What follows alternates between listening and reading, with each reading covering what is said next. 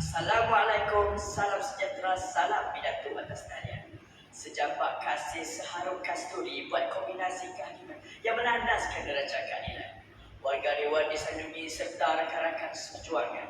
Tampilnya saya pada hari ini adalah untuk menyampaikan pidato yang bertajuk Bahasa di Martabat Nusa Berdaulat. Sidang hadirin yang dihormati, sebelum saya meneruskan perjalanan pada hari ini, izinkan saya mengupas tafsiran tajuk pidato pilihan saya. Menurut Kamus Dewan, bahasa bermaksud sistem lambang bunyi suara yang dipakai sebagai alat perhubungan dalam lingkungan satu kelompok manusia. Martabat pula bermaksud kedudukan pada mata masyarakat, manakala daulat pula membawa maksud berkuasa sepenuhnya atas urusan atau pemerintahan sendiri. Frasa-frasa tersebut jika digabungkan akan membawa maksud yang sangat mendalam, iaitu bahasa yang digunakan mampu meningkatkan pandangan masyarakat dunia dan mampu berdiri sendiri tanpa campur tangan kuasa asing. Justru bahasa Melayu yang digunakan di negara kita sememangnya mampu bersaing dengan bahasa-bahasa yang lain. Warga Dewan yang dikasihi, meniti hujah saya yang pertama, iaitu bahasa berperanan sebagai bahasa ilmu dalam bidang pendidikan.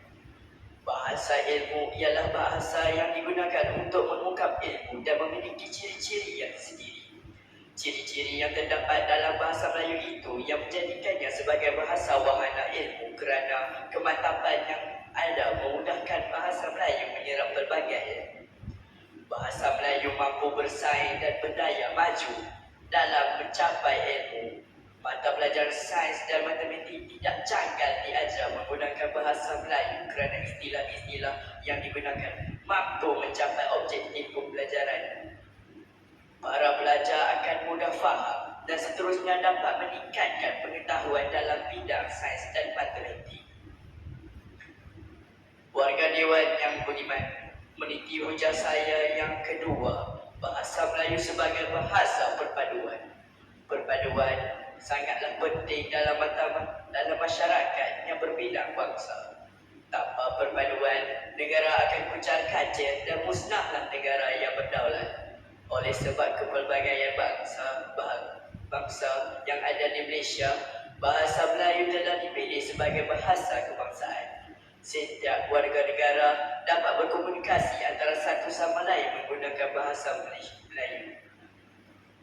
Apabila setiap warga negara menggunakan bahasa Melayu semasa berkomunikasi, maka perselisihan faham dapat dielakkan. Justru dapat memupuk perpaduan antara kaum, maka suasana aman dan damai dapat dikecapi. Meneruskan perjalanan saya pada hari ini, dengarkanlah hujah saya yang ketiga, iaitu bahasa Melayu sebagai lambang jati diri. Dalam konteks bangsa Malaysia, bahasa kebangsaan inilah yang menjadikan akar pembinaan jati diri bangsa. Kekuatannya terletak pada bahasa dan diperkaya dalam khazanah persuratan bangsa Melayu, termasuk dalam pantun, seloka, gurindam, syair, nazam, endui dan sebagainya. Pembinaan jati diri bangsa Melayu sangat wajar dipupuk melalui bahasa kebangsaan. Di sinilah penyatuan dan perpaduan bangsa dapat dipupuk dan diharmonikan.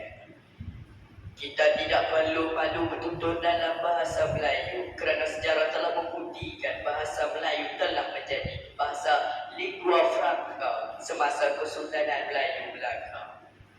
Warga Dewan yang budiman, sebelum perjalanan saya terhenti di sini, ingin saya tegaskan di sini, apabila bahasa dimartabatkan, pastinya negara kita standing dengan bahasa-bahasa yang terdapat di seantero dunia. Kita mampu mengangkat bahasa Melayu terbang lebih tinggi sejajar dengan peredaran masa. Bahasa Melayu tidak akan hilang di telan zaman, malah sentiasa mekar seindah bunga di taman. Sekian, terima kasih.